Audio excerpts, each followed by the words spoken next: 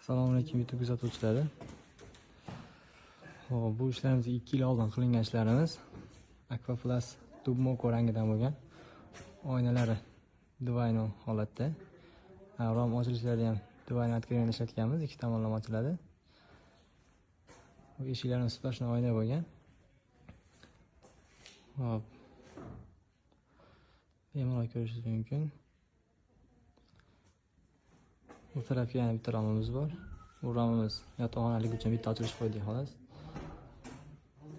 Eshikimiz ligirovkalari ham go'zal holatda.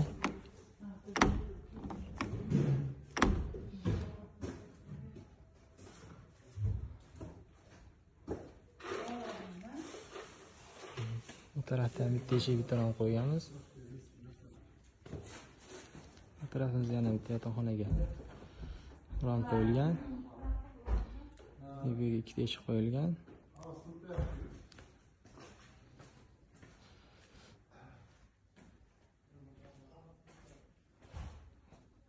Bu eshigimiz ham juda go'zal holatda bo'lgan. Mehmonxonamiz splashli oyna bo'lgan. Ikki qanotli eshik.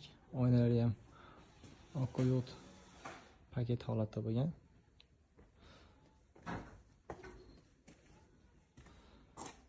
Choklari, zazovlari hamma yoq joyida.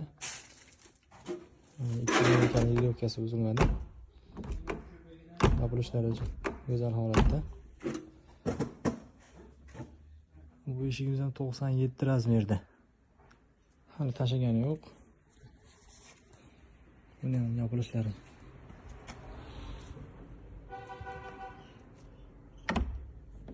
o'ta yumshoq.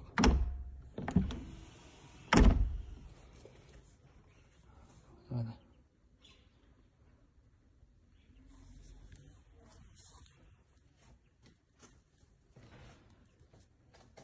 Bu yerda ham bolalar uchun yotoqxona bo'lgan. Oynasi gullik qilingan.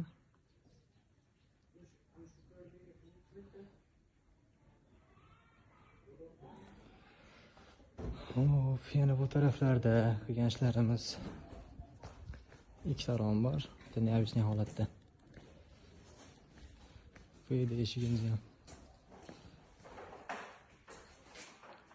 ochilib yopilishlarini ligirovkalarni ko'rsatib o'taman.